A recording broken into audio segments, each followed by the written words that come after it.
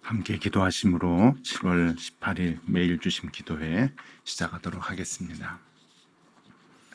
하나님 아버지, 이 땅 곳곳에서 아파하는 소리가 참 많습니다. 비로 인해서 많은 곳에서 피해 입은 자들의 아픔이 들려집니다. 목숨을 잃은 사람들이 있고 집이 무너진 사람들이 있으며 농작물을 비롯해 삶의 터전을 잃은 사람들이 너무 많이 생겼습니다. 주님, 이 땅의 아픔을 주님께서 돌봐주시옵소서. 슬픔 당한 자들의 마음을 우리 주님께서 만져주시옵소서. 바라기는 저들의 아픔과 슬픔을 오래 두지 마시고 모든 피해가 빨리 복구될 수 있도록 주님 인도하여 주시며 속히 일상이 회복될 수 있도록 주께서 함께하여 주시옵소서. 이 주간에도 큰 비가 계속 온다고 하는데 주님, 더 큰 피해가 없도록 주님께서 모든 것을 주관하여 주시고 인도하여 주시기를 원합니다. 당국의 책임자들도 빠른 복구와 회복을 위해 애쓰게 하여 주시고 무엇보다 피해당한 자들의 아픔이 더해지지 않도록 공감의 마음으로 돕게 하여 주시옵소서. 주님, 우리 교우 가운데서도 슬픔을 당한 가족이 있습니다. 어제 아들을 먼저 천국에 보내고 하나님께 기도하는 당신의 딸이 있습니다. 그 마음을 만져주시고 주께서 친히 위로하여 주시옵소서. 오랜 병으로 고생했던 아들입니다. 침상을 지킨 어머니의 수고와 희생이 매우 큰데 주님께서 더욱 그 아픈 마음을 붙잡아 주시옵소서. 오늘 내일 우중에 치러지는 장례의 모든 일정 가운데 주님께서 함께하여 주시옵소서. 주님, 오늘도 예레미야의 말씀을 봅니다. 선지자 예레미야를 통하여 우리에게 주시는 하나님의 말씀을 오늘도 우리의 마음에 담게 하여 주시고 우리의 삶에 담게 하여 주시옵소서. 오늘도 우리의 모든 발걸음을 지켜주시기를 빌며 예수 그리스도 이름으로 기도드리옵나이다. 아멘. 하나님의 말씀 함께 보겠습니다. 예레미야서 6장 1절에서 11절까지 말씀입니다. 예레미야서 6장 1절에서 11절까지 우리 한 절씩 교독하겠습니다. 제가 먼저 봅니다. 베냐민 자손들아, 예루살렘 가운데로부터 피난하라. 드고아에서 나팔을 불고 베닥게렘에서 깃발을 들라. 재앙과 큰 파멸이 북방에서 엿보아 오미니라. 아름답고 우아한 시온의 딸을 내가 멸절하리니 목자들이 그 양떼를 몰고 와서 주위에 자기 장막을 치고 각기 그 초소에서 먹이리로다. 너희는 글칠 준비를 하라. 일어나라. 우리가 정오에 올라가자. 아하, 아깝다. 날이 기울어 저녁 그늘이 길었구나. 일어나라. 우리가 밤에 올라가서 그 요새들을 헐자 하도다. 만군의 여호와께서 이와 같이 말하노라. 너희는 나무를 베어서 예루살렘을 향하여 목책을 만들라. 이는 벌받을 성이라. 그 중에는 오직 포악한 것뿐이니라. 샘이 그 물을 솟구쳐냄 같이 그가 그 악을 드러내니 폭력과 탈취가 거기에서 들리며 질병과 살상이 내 앞에 계속하느니라. 예루살렘아, 너는 훈계를 받으라. 그리하지 아니하면 내 마음이 너를 싫어하고 너를 황폐하게 하여 주인이 없는 땅으로 만들리라. 만군의 여호와께서 이와 같이 말씀하시되 포도를 따듯이 그들이 이스라엘의 남은 자를 말갛게 주우리라. 너는 포도 따는 것처럼 내 손을 광주리에 자주자주 놀리라 하시나니 내가 누구에게 말하며 누구에게 경책하여 듣게 할꼬. 보라, 그 귀가 할례를 받지 못하였으므로 듣지 못하시는도다. 보라, 여호와의 말씀을 그들이 자신에게 욕으로 여기고 이를 즐겨하지 아니하니. 함께 봅니다. 그러므로 여호와의 분노가 내게 가득하여 참기 어렵도다. 그것을 거리에 있는 아이들과 모인 청년들에게 부으리니 남편과 아내와 나이 든 사람과 늙은이가 다 잡히리로다. 아멘. 네, 편히 주무셨습니까? 아이고, 편히 자고 안전하게 아침에 깬다고 하는 게 미안할 정도로 정말 전국적으로 비 피해가 참 많은데 참 큰일입니다. 더 큰 비가 오지 않고 피해가 더 없기를 바라는 마음뿐입니다. 자, 오늘 예레미야서 우리 같이 보는데 북방에 있는 그 나라 아수르겠죠. 큰 나라로부터 이제 그 재앙이 점점 가까워 오니까 너희들은 하나님의 말씀을 듣고 돌아와라 라고 하는 메시지가 이 예레미야 선지자의 가장 큰 메시지이죠. 부부 관계라고 했죠. 하나님이 이제 신랑으로 여겨지고, 그리고 이스라엘은 신부와 같이 이렇게 얘기하면서 자꾸 이 신부가 다른 남자한테 이제 가는 것 같이 하나님이 진노하시면서 나에게 돌아와라, 나에게 돌아와라. 돌아오지 않으면 북방으로부터 진노가 임한다라고 하는 것을 계속 얘기하고 있습니다. 예레미야를 통해서 하나님이 지적하시는 내용 중에 이제 하나가 오늘 8절에 나오는데요. 8절 말씀에 예루살렘아 너는 훈계를 받으라. 그리하지 아니하면 내 마음이 너를 싫어하고 너를 황폐하게 하여 주민이 없는 땅으로 만들리라. 이게 이제 하나님의 마음인 거예요. 무슨 그 얘기인가 하면은 훈계를 받아라. 그러니까 내 말을 들어라라고 하는 거예요. 내 말을, 하나님의 말씀을 너희가 왜 잃어버렸느냐? 내 말을 들어라. 내 말을 계속 이렇게 듣지 않으면 너희가 살고 있는 그 땅에 주민이 없도록 하겠다. 그러니까 다 황폐하게 다 벌을 줘서 쓸어버리겠다라고 하는 그러한 그 말씀이겠죠. 그러니까 훈계를 받아라, 훈계를 받아라라고 하는 그 이야기입니다. 근데 이스라엘 그 사람들이요, 선지자를 하나님이 세워서 이스라엘 사람들에게 훈계를 들어라라고 얘기할 정도면, 하나님이 예레미야를 세워서 그렇게 얘기를 반복적으로 할 정도면 이미 이스라엘 사람들은 훈계를 듣지 않습니다. 훈계를 들어야 사는데 그 훈계를 듣지 않고 들려도 외면하는 이제 그러한 그 상황이거든요. 그 모습이 10절에 나옵니다. 10절 말씀을 보면은요. 내가 누구에게 말하며 누구에게 경책하여 듣게 할꼬. 보라, 그 귀가 할례를 받지 못하였으므로 듣지 못하는도다. 보라, 여호와의 말씀을 그들이 자신들에게 욕으로 여기고 이를 즐겨하지 아니한다. 참 여러분 약은 쓰죠. 그런데 약을 먹어야 살잖아요. 하나님의 말씀이 꼭 그거예요. 그래서 하나님의 말씀을 들어야 사는데 자신들에게 욕으로 이제 하신다는 얘기로 그렇게 받아들이는 거예요. 하나님이 우리에게 욕한다. 하나님이 우리에게 싫은 소리 한다. 그러니까 욕으로 들릴 수밖에 없죠. 이걸 들어야 살아나는 생명이고 약과 같은 건데, 그런데 이스라엘 사람들이 그것을 받아들이질 못해요. 왜 그런가 하면 여기 말씀 보니까 그 귀가 할례를 받지 못하였으므로 나와요. 그 귀가 할례를 받지 못하였다. 참 재미있는 표현이죠. 마음의 할례라고 하는 말은 하나님이 쓰십니다. 신명기 10장에도 쓰시고 이제 예레미야 9장에 가면은 앞으로 우리가 볼 텐데 마음의 할례를 받아라라고 하는 말씀을 하나님은 자주 쓰시는데 귀의 할례를 얘기해요. 귀의 할례. 그래서 귀의 할례가 뭔가? 여러분 오늘 이 말씀을 이해하기 위해서 우리 요 한 가지 단어 귀의 할례만 우리가 생각해 보면 좋을 것 같습니다. 이게 무슨 소리인가? 자, 할례가 뭔가요? 할례가 이스라엘 사람들이 했던 할례에 대해서는 더 이제 설명을 하지 않겠습니다. 뭐 우리가 잘 알고 있으니까요. 그런데 이 할례가 다른 민족과 구분하는 것이냐? 뭐 이제 그렇게도 이스라엘 사람들은 생각할 수 있는데 의미는 본래의 의미는 구분하는 게 아니에요. 다른 민족들은 하나님을 모르는 죄에 거해 있는 민족, 우리는 하나님의 백성, 아주 구분하는 것이 할례로 구분하는 것은 아닙니다.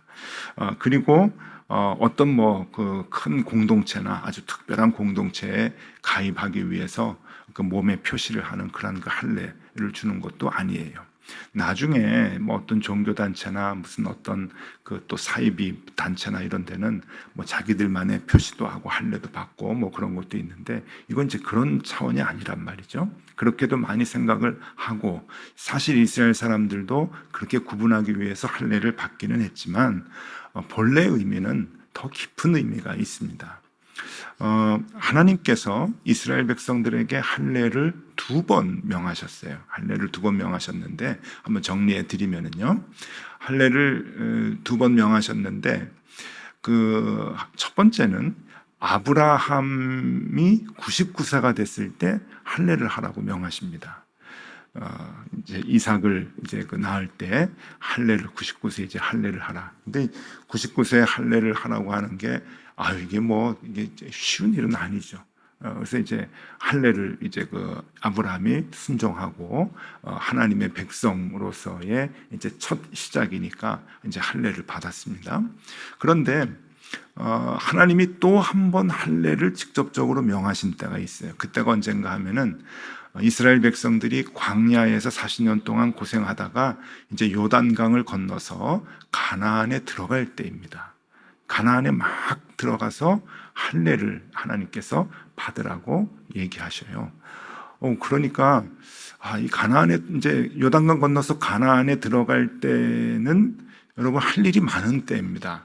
이 광야에서 차라리 받으라고 했으면 괜찮은데, 광야에서 받으라고 하지 않고 이 요단강 건너서 가나안 땅에 막 들어갈 때 할례를 받으라고 해요. 가나안 땅에 들어가서 무슨 일을 해야 되는가 하면은 가나안에 살고 있는 사람들하고 전쟁을 치러야 합니다. 그렇죠? 전쟁을 치러야 하는데, 전쟁을 다 치르고 나서 그들을 평정시키고 그 땅을 이스라엘 사람들이 다 차지하고 난 다음에 편안할 때 할례를 받으라고 하면 참 좋겠는데, 전쟁을 치르기 전에 할례를 받으라고 해요. 여러분 지도를 좀 보여드리면은 저 지도가 이제 그 요단강을 건너서 가나안 땅으로 들어가는 이제 지도입니다. 이스라엘 백성들이 저 요단강 이제 오른쪽에서 이제 우편에서 가나안 그 요단강을 건너가죠. 요단강을 건너서 제일 먼저 우리가 아는 그 여리고성을 치잖아요. 여리고성을 치고 그 다음이 아이성을 쳐서 이제 그 점령을 합니다. 그런데 여리고성을 치기 전에 여리고성 바로 앞에 길갈이라고 하는데 이제 모여 있게 돼요. 그런데 하나님은 이 길갈에서 할례를 하라고 합니다. 할례. 여러분 할례가 뭐예요? 할례는 그 남자들의 그 생식기 표피를 이제 떼는 거예요, 칼로요. 그런데 이 할례를 이때 이제 그 하라고 그래요. 그러면서 그때 명령하신 하나님의 말씀을 보면은 여호수아 5장 2절에서 5절까지 말씀이 나옵니다. 요거를 읽어드리면 이해가 조금 쉬우실 거예요. 그때 여호와께서 여호수아에게 이르시되 너는 부싯돌로 칼을 만들어 이스라엘 자손들에게 할례를 행하라 하시매, 여호수아가 부싯돌로 칼을 만들어 할례산에서 이스라엘 자손들에게 할례를 행하니라. 여호수아가 할례를 시행한 까닭은 이것이니 애굽에서 나온 모든 백성 중 남자 곧 모든 군사는 애굽에서 나온 후 광야 길에서 죽었는데 그 나온 백성은 다 할례를 받았으나 다만 애굽에서 나온 후 광야 길에서 난 자는 할례를 받지 못하였음이니라. 여러분 여기에서 애굽의 그 광야에서 그 있던 사람들, 그러니까 애굽에서 나와가지고 광야에서 40년 동안 있었던 사람들은 광야에서 다 죽었어요. 근데 애굽에서 이제 태어날 때 조그만 아이였을 때 이제 8일 만에 할례를 하잖아요. 이스라엘 사람들이. 그 할례 받은 사람은 이제 다 죽었단 말이죠. 근데 광야에서는 할례를 주지 못했어요. 그런데 여기서 얘기하는 게 중요한 얘기가 군사들이라 그래요. 군사들, 남자들, 군사로 사용될 사람들, 군사로 쓰는 그 남자들을 이제 광야에서 할례 받은 사람은 다 죽었고 요단강 건너서 가나안에 들어간 사람들은 할례 받지 못한 사람들인데 이제 할례를 받아라. 길갈에서 그래요. 군사가 될 사람들이죠. 그러니까 그 남자들이니까. 근데 할례를 받으라고 해요. 근데 여러분 바로 여리고성을 앞두고 할례를 받으라는 겁니다. 여러분 그 할례를 받으면 한 일주일 고생해요. 몸도 막 이렇게 열이 나고 이제 회복되기 위해서는 굉장히, 그래서 이제 아이 때 아픔을 잘 못 느낄 때 어린 아기였을 때 8일 만에 이제 할례를 주는데 어른들이 할례를 받으면 굉장히 힘들거든요. 그래서 여러분 이런 그림이 있습니다. 그 애니메이션으로 성경을 설명하는 그림 중에 이런 그림이 있는데 길갈에서 지금 할례를 받은 그림이에요. 자, 길갈 보건소라고 이렇게 텐트를 쳐놓고 남자들이 다 누워 있어요. 이 할례 받고서는 이제 회복되기 위해서 이제 한 일주일 동안 이렇게 막 누워 있고 이제 그러는 거죠. 그 그림을 이렇게 그렸는데 이해가 아주 확 이제 되는 그림이죠. 광야에서 바로 여리고성 앞에서 이제 그러는 거예요. 이 여리고성과 길갈은 바로 이렇게 보입니다. 여리고성은 위에 있으니까 이렇게 보이는 곳이거든요. 거기에서 이제 진을 치고 있는데 할례를 받아가지고 군사가 될 남자들이 다 저렇게 누워 있으면 싸움을 어떻게 합니까? 그렇죠? 여리고 사람들이 그거 알고 한 수백 명만 나와가지고 칼 들고 다 이스라엘 백성들 치면은 다 죽을 수밖에 없어요. 전쟁을 치를 수 없는 겁니다. 그런데 하나님은 왜 하필 팔팔할 때 전쟁을 다 치르고 다 평안하게 전쟁을 그 땅을 점령하고 난 뒤에 할례를 하라 그러지 않으시고 전쟁을 앞에 둔 그 상황에서 왜 군사로 쓸 사람들에게 할례를 하라고 그랬는가? 왜 그랬을까요? 힘 빠지는 일을, 전투력이 확 저하되는 그 일을 왜 하나님께서는 시키셨을까요? 우리는 이제 믿음이 있으니까 상식적으로 알죠. 아, 전쟁은 누가 하신다? 하나님이 하신다. 그거를 이스라엘 사람들에게 또 보여주시는 거예요. 전쟁 너희가 하는 게 아니야. 너희 힘 다 빠졌지? 너희 전쟁 치를 일도 없고 여리고성 돌고 하는 그 힘, 걸어갈 힘도 없지? 그런데 여리고성 점령하게 할 거야. 하나님이 그걸 보여주시는 거예요. 너희는 내 백성이야. 그러니까 너희는 내 말을 들어라. 자, 할례를 받는다고 하는 것은 하나님이 나를 살려주십니다. 하나님이 나의 삶의 전투를 하나님이 해주십니다. 라고 하는 믿음의 고백이에요. 그런 깡다구가 있어야 할례를 받는 거예요. 전장에서. 지금 전투장이잖아요. 하나님이 나는 힘을 못 쓰지만 아파서 누워있지만 하나님이 전쟁을 치러주십시오. 우리는 승리할 줄로 믿습니다. 라고 하는 것이 할례라는 거예요. 그런데 이스라엘 백성이 할례를 받지 못했어요. 귀가 할례를 받지 못했다. 그 하나님의 음성, 전쟁은 내가 치러준다, 내가 너희를 살려준다 하는 그 음성을 외면하는 거죠. 외면하는 거예요. 마음의 할례를 받지 못했다? 그 믿음이 없다는 걸 얘기하는 거죠.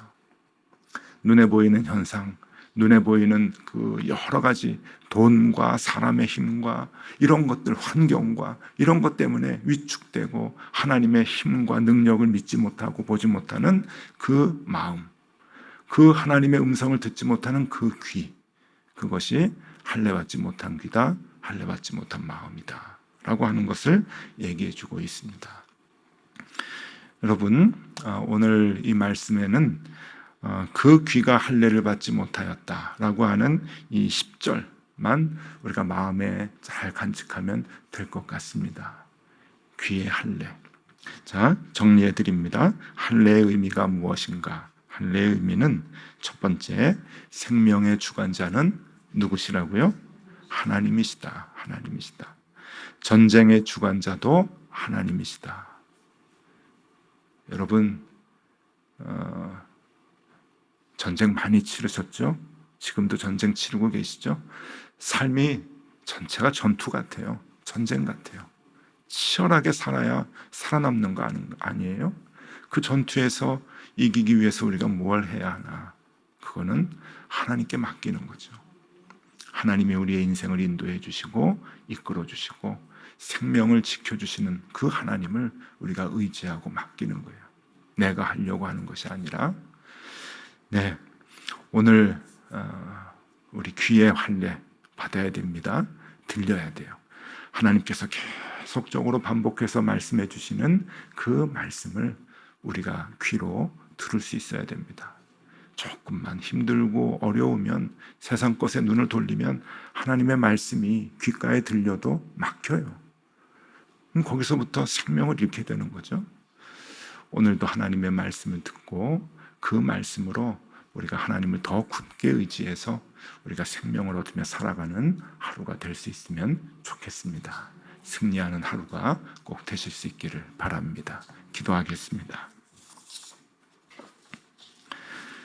주님, 우리의 귀가 할례를 받게 하여 주시옵소서. 우리의 마음이 할례를 받게 하여 주시옵소서. 생명의 주관자는 주님이심을 알게 하여 주시고, 우리의 삶에 일어나는 모든 전쟁과 싸움의 주관자도 주님이심을 알게 하여 주시옵소서. 오늘도 하루를 살아갈 때 세상의 방법과 세상의 돈과 세상의 힘을 의지하지 않게 하여 주시고, 주님 더욱 바라보는 할례 받은 자의 하루가 되게 하여 주시옵소서. 예수 그리스도 이름으로 기도드리옵나이다. 아멘. 함께 기도하시겠습니다.